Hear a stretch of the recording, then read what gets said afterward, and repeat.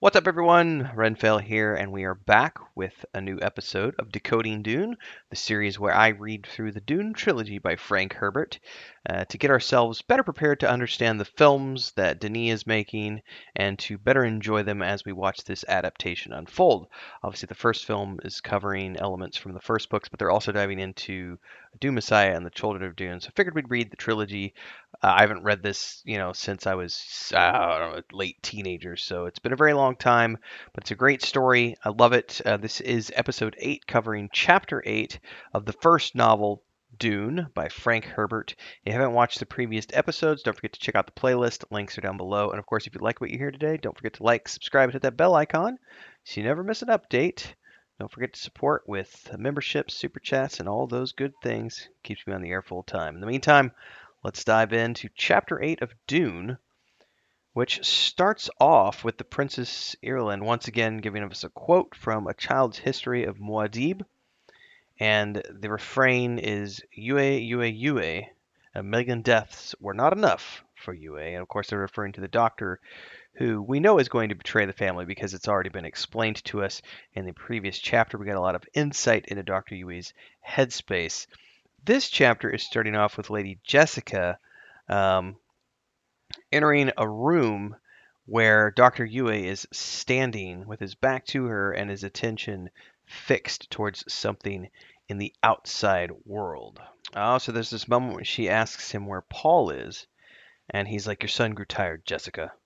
I sent him into the next room to rest." And then he immediately goes, "Oh crap, I forgot to call her by her title. I'm so sorry, my lady. My thoughts are far away. I didn't mean to be so familiar with you." But she obviously doesn't seem to have a problem with it. Um, she's like, "It's fine. We've known each other for a long time, 6 years." She says, "I guess that's not that long of a time." But she does tell him that formalities like that, I would think those would be dropped in private for the two of us by this point. Oh, but we learn that this is all a ploy as Dr. Yueh thinks to himself, "I think it's worked. Now she'll think anything unusual in my nature is due to embarrassment, and she won't look for deeper reasons as to why she believes. She won't look for deeper reasons, period, when she believes she already knows the answer." Calculated ploy on his part. It says here, long ago he realized Jessica had not been gifted with the full truth say as his Wana had been. I think that's his wife, yeah. Still, he had always used the truth with Jessica whenever it was possible, which was safest. Walking a fine line here. So he was looking out at the people, he says, but they also, as she looks out the window with him, they see the palm trees, the date palms. These are mentioned in the most recent film from a couple years ago. Can't wait for the second Dune Part 2 coming out this fall. Anyway, they're talking about why all the people are looking at these date trees, these palm trees, and he says because one date palm requires 40 liters of water a day, a man only needs 8. Therefore, a palm tree equals 5 men. There are 20 palm trees out there, and to the people walking around, that's 100 men. So there's a reason why the people are looking at those trees in distaste. Oh, it says here Dr. Yueh, he doesn't even know for sure that his wife is alive.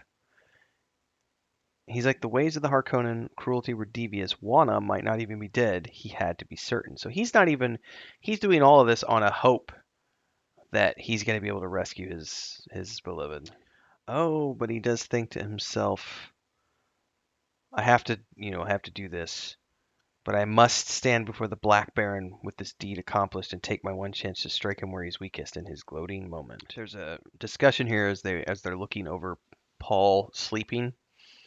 Um, and this discussion about if only adults could relax like that, and the question of when did we lose it? That's a very good question because we all do lose it at some point. We lose that innocence of youth and become preoccupied with mortgages and rent and all this stupid shit that people buy into and sell their souls for, you know, becoming $500,000 in debt by the time they're 30 for the house and a car payment and school payments and everything else. And mm, the burdens of all of that capitalism keeps you from having the innocence of getting a good night's sleep and just being able to completely pass out with a nap. They're also talking about the fact that there should be water here by all science, you know.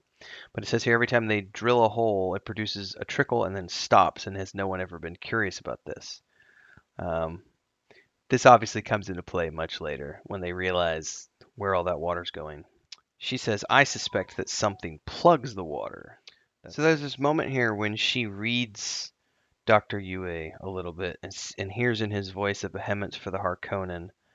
And he manages to hide, the real reason. But she thinks to herself, those animals, his wife was Bene Gesserit, the signs are all over him, and it's obvious the Harkonnens killed her.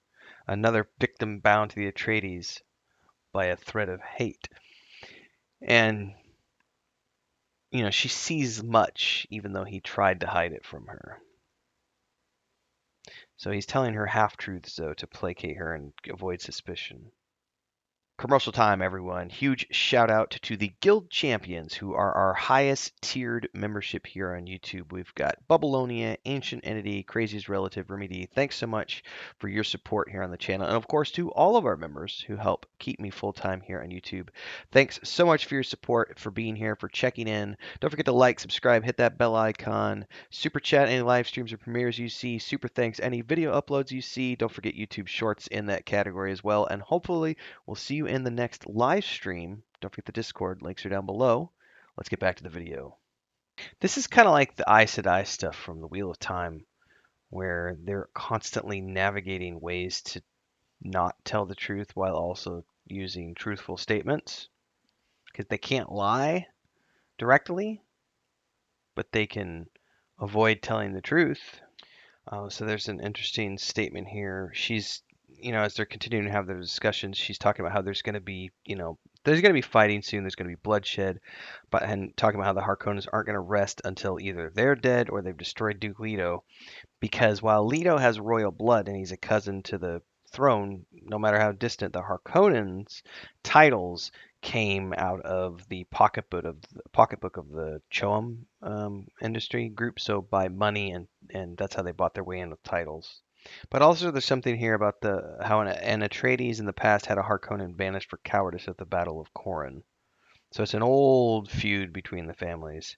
Have you guys ever read the Sackett novels by why am I blanking on his name? It doesn't matter. There was a great feud. Like the early books had a big feud between the Sackett family and I forget the name of the other family. I like stories that have good feuds are a lot of fun. There's mention here about the flavor of spice, how it tastes different every time you taste it, and also it cannot be synthesized, or at least never truly synthesized. So she realizes as she walks away from this conversation that the whole time he was holding something back from her, even though she doesn't know what it is. She suspects it's something to save her feelings, and she thinks to herself, he's a very good man. She has a moment where she thinks about going back and dragging the truth out of him, but she's like, I shouldn't do that.